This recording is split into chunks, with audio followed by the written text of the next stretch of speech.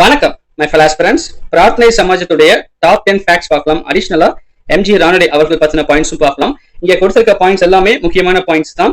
எக்ஸாம்ல நமக்கு ரிப்பீட்டடா கேள்விகள் இந்த பாயிண்ட்ஸ்ல இருந்து தான் கேட்டிருக்காங்க. சரிங்களா?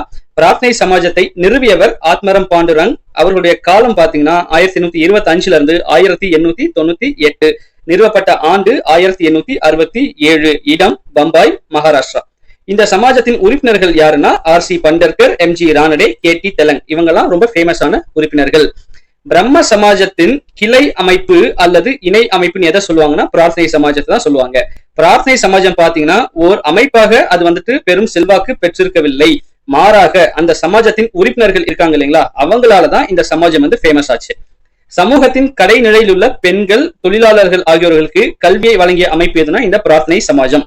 இவர்கள் மேற்கொண்ட சமூக சீர்திருத்த பணிகள் என்னென்னு பார்த்தோம்னா சமபந்தி விருந்து, சாதி மறுப்பு திருமணம், விதவை மறுமணம், பெண்கள் மற்றும் தாழ்த்தப்பட்டோரின் மேம்பாடு. எம்.ஜி. ரானடே பத்தி பார்க்கலாம். 1842 இருந்து 1901 இது வரைக்கும் தான் அவருடைய காலம். விதவை மறுமண சங்கம் 1861, பூனே சர்வஜனிக் சபா 1870, தக்கான கல்விக் கழகம் 1884. இது மூன்றுமே எம்.ஜி. ரானடே அவர்கள் நிறுவிய அமைப்புகள். தக்கான கல்விக் கழகத்துடைய நோக்கம் என்னன்னு பார்த்தோம்னா நாட்டுக்கு தன்னலமற்ற சேவை செய்வதற்கு எத்தகைய கல்வி அவசியமோ அக்கல்வியை இளைஞர்களுக்கு கொடுப்பதுதான் இந்த தக்கான கல்விக் கழகத்தின் நோக்கம். ரானடேவின் இறப்புக்கு பிறகு தக்கான கல்விக் கழகத்திற்கு தலைமை தாங்கியவர் யாருன்னு பார்த்தோம்னா சந்தவர்கர். தேசிய சமூக மாநாடுன்னு ஒரு கூட்டத்தை ஆர்கனைஸ் பண்ணவர் யாருன்னா எம்.ஜி. ரானடே. அது எப்ப நடக்கும்னா 1885 அப்புறம் கூட்டியிருப்பாரு.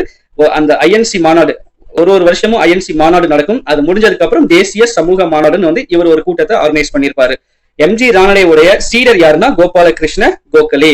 கோபாலகிருஷ்ண கோகலே உடைய அரசியல் குரு தான் எம்.ஜி. ரானடே அவர்கள்.